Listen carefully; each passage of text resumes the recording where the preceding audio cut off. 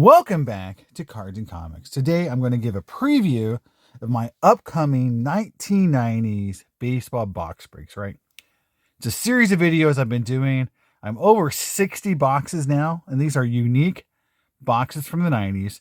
There's well over 500 individual unique boxes of cards from the 90s to open. Unique sets, unique products, different series. All total is like 500 and something products to open if you want to open every wax box made in the 90s. I'm in the 60s, guys, so I'm just a little over 10% there. However, I just went to Indianapolis to see my family, and while I'm there, I always go to the Indy Card Exchange. That is my home LCS for a lot of years. My buddy Andy, who owns the place, I knew him before he owned the place. Cool dude. He was there. He was not there. Actually, he was on vacation. So I didn't get a chance to say hi, but all the folks there that work there are very cool. And I did pick up a few cards there and a few boxes. So it kind of blends in. So I'll go through the cards and the boxes. But let's start here with the upcoming boxes I have. I'm going to be breaking this week on my channel and posting videos. First box here, and there is a mega box. There is a huge box I'm going to be opening this week. It's one of the premier boxes of the 90s. But box number one is not a premier box, except for it says premier edition. So maybe that makes it premier, right? Now, this is Upper Deck MVP from 1999. Now, this box is got some, potential, right? There are game use cards in here. And let's see if we can actually find some. Oh, look, right here on the back. Look at this, guys. All right. So what's in this product? Well, there is the regular inserts like Silver Script, which are, just, a little silver foil on the card. Not much. Swing Time, Scout's Choice, Power Surge, Super Tools. Those are all like 1 in 14. Dynamics is a 1 per box insert. Now, where you're going to get into some really, really cool stuff is Gold Script number to 100, Super Script number to 25. So obviously, if you pull any of those, Gold Script, Super Script of good Hall of Famers, they're going to be worth something. And there's game use souvenirs, and then there's autographed game use souvenirs, right? Now, that means that this is a pretty cool product. Now, I believe the retail version of this product had autographs, just base autographs instead of the game use products. And the retail autographs are pretty hard to find. In fact, I have one coming to me pretty soon of a player I collect very heavily. So I'm going to tease that out for you guys to think, who could that be, right? You'll be seeing that pretty soon. But it's really these number to 25 and 100 script cards that are people love. I do have the Griffey Gold. I do not have the Super Script number 25. In fact, I don't own any Super Scripts. So this will be fun to open because I do have some cards to chase. There's some game use autographs, cards numbered 100, cards number 25. This is how cheap products in the 90s should be made. Autographs, game used, parallels, numbered parallels. Cool product.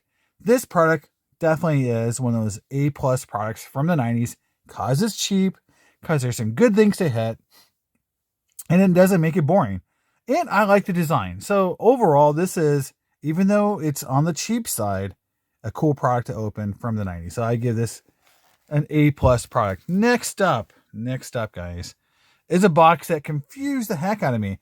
I picked it up while I was in Indianapolis at Andy's shop, and I even got it upside down. And this is 1995 Upper Deck SP. Now, what is this? Because if you look up 95 SP, you won't see this box. You'll see something different. This is SP Championship. And honestly, even back in 95, I didn't care about this product. It's got a $90, sticker price, and this is a product that is actually a hobby box, but it was sold because of excessive inventory back in 95. to, a retail outlet that sold this box at 50% off the original price point. I don't know what the original price point was, but this is actually a hobby box sold in a retail store at 50% off. That just tells you not only the state of a hobby in 94.95, but also just how much overprinting and just how unpopular some of these sets were.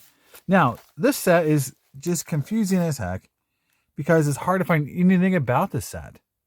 I try to find odds, there's odds on the product, and there is, but if you read through here, it's like, cards, championship series cards numbered to 1 out of 200. There's all these, inserts, classics, performance die cuts, destination foils. There's die cuts to 1 in 15, performances 1 in 40. But I mean, I don't see any autographs. I don't see any game used. I don't even see anything numbered, just based on that checklist alone. So from that perspective, and based on the fact that this product is, even in the 1990s, this product was, on a discount rack. I'm pretty sure this is not going to be a lot of fun to open. Now, I don't want people to be like, oh my God, I'm not going to, why do I even care about opening this? This is still something that, I don't see very many people open. And it's something that, might have something really cool inside of it. You never know with Upper Deck. Upper Deck did a lot of cool stuff, a lot of hidden cards, a lot of these kind of like, I wouldn't say trick cards, but like they would insert stuff in these products sometimes that weren't always on the checklist.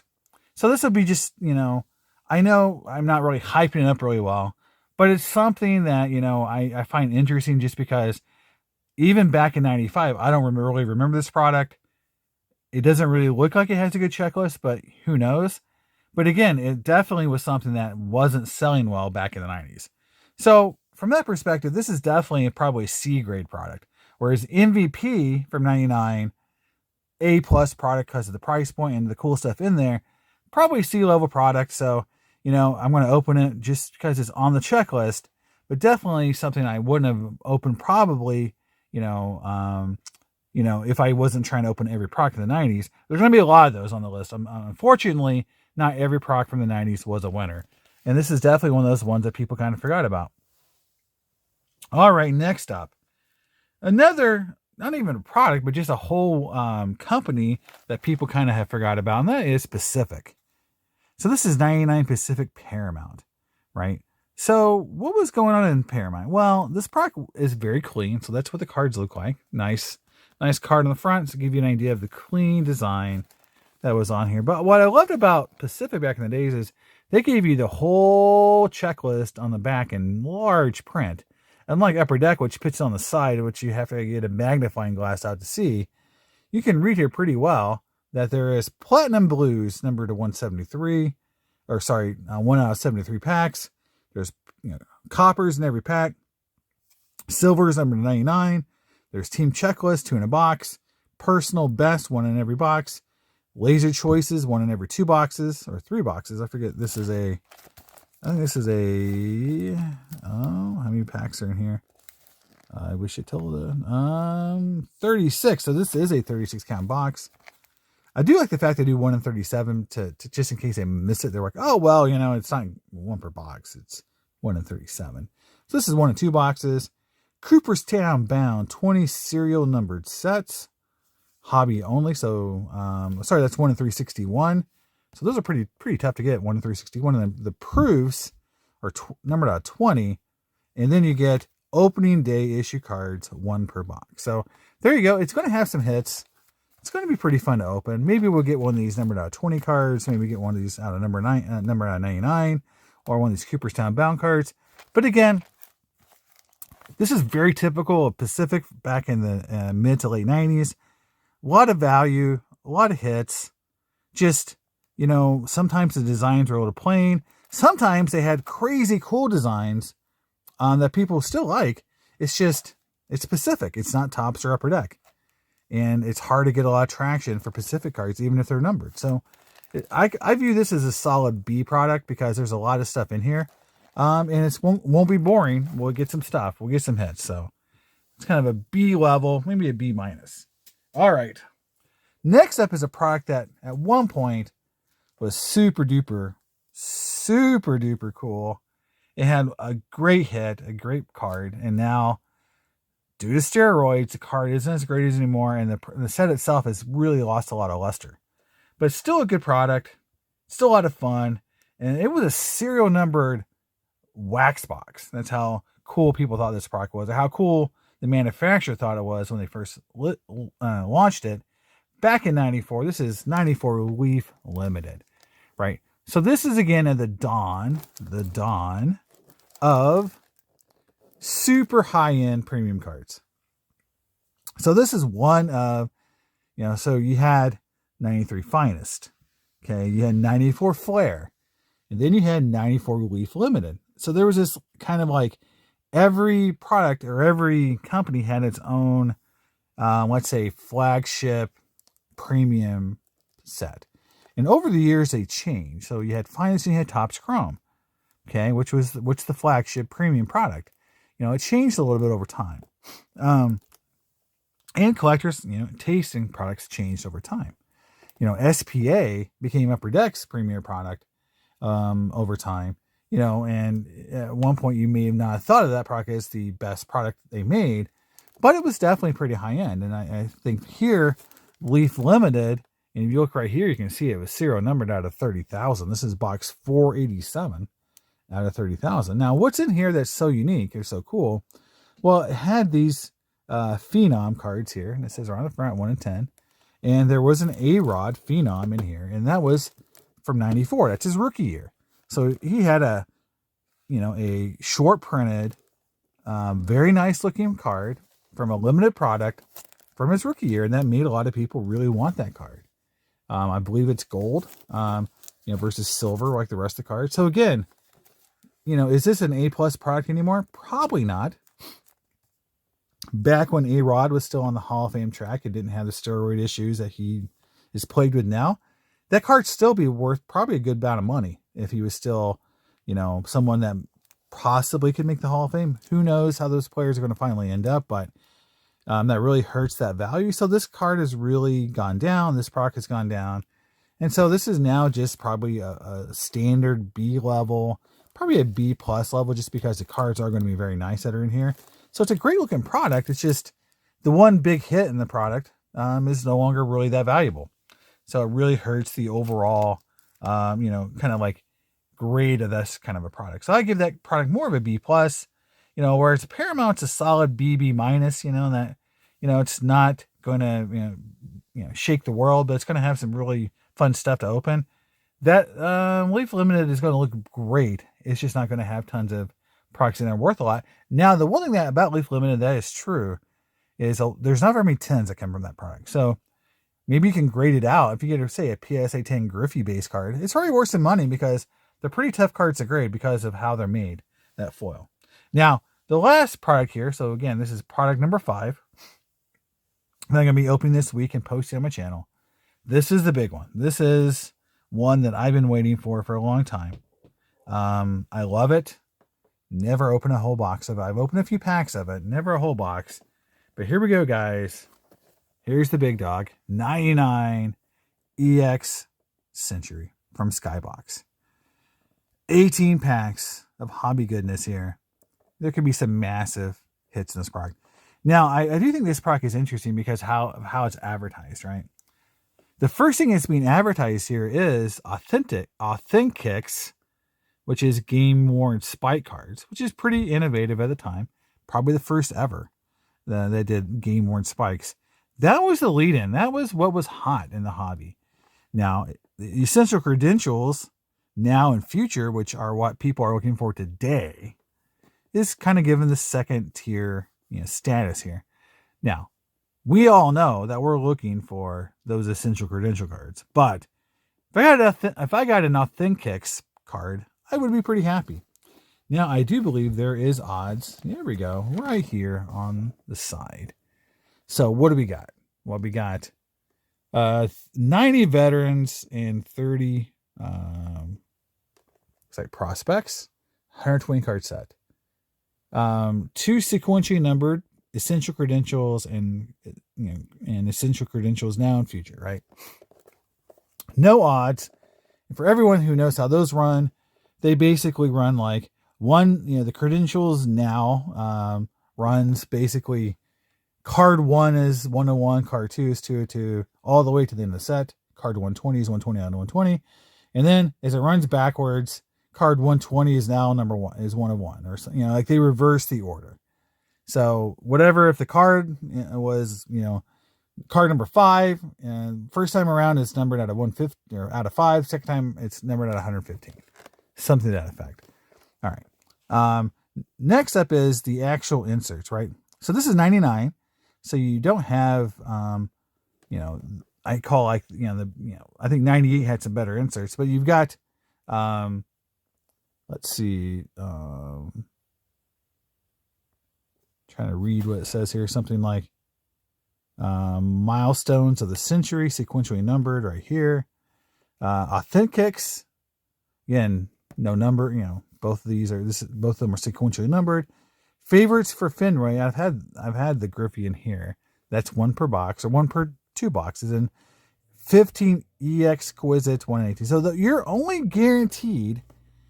Now this is what's cool, and what makes these products are so frustrating is there's 18 packs in this box. So you're only going to get, because I believe the way these work is you only get a few cards per pack. I think maybe 3 cards in a pack.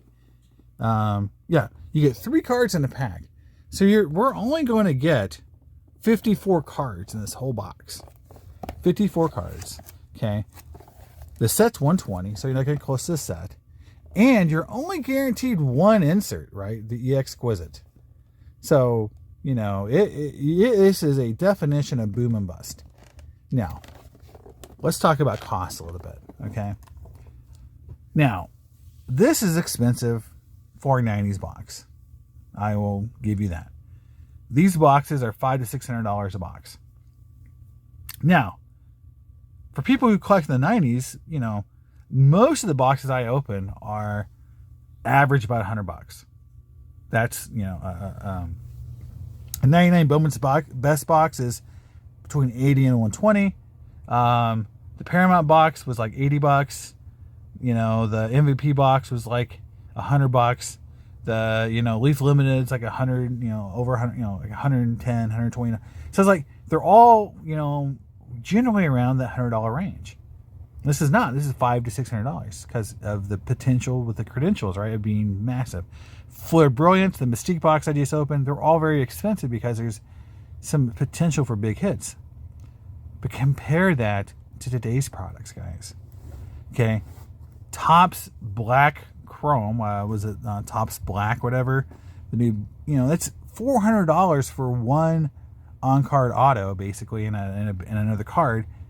And it's almost the same price as one of these boxes. And you're getting like 2 cards, 1 auto of some, and it could be just a random schlub, and you could have bought one of these. And I feel like, and I know the prices have gone up to some extent, but they're not, to me, from a overall value perspective, 90s is still worth buying and opening.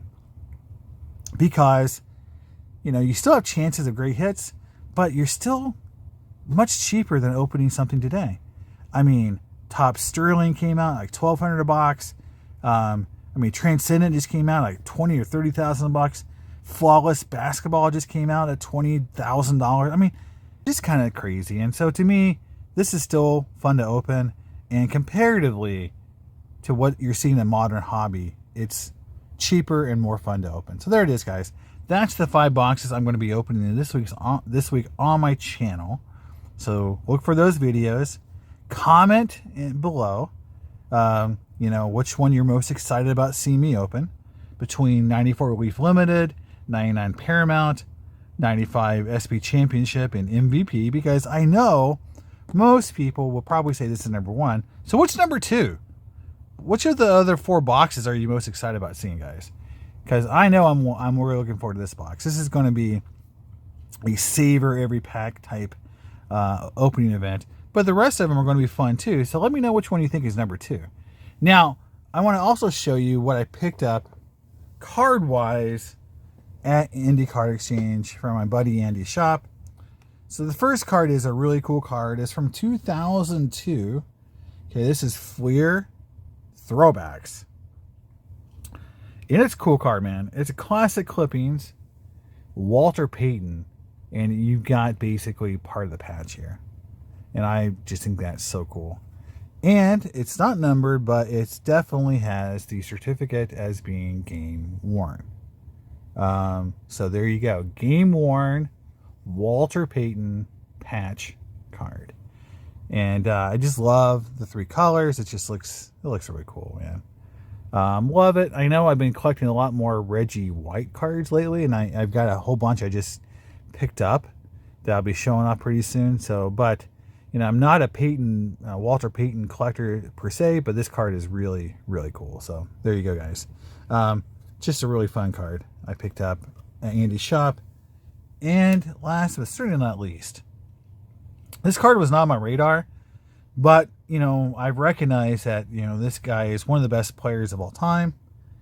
Just really excited to, you know, grab him and get probably his second best card, I would assume.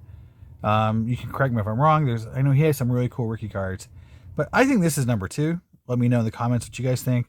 But here it is, the Albert Pujols SP Authentic, numbered out of 1250. This is number 106 of 1250. 9.5 rookie.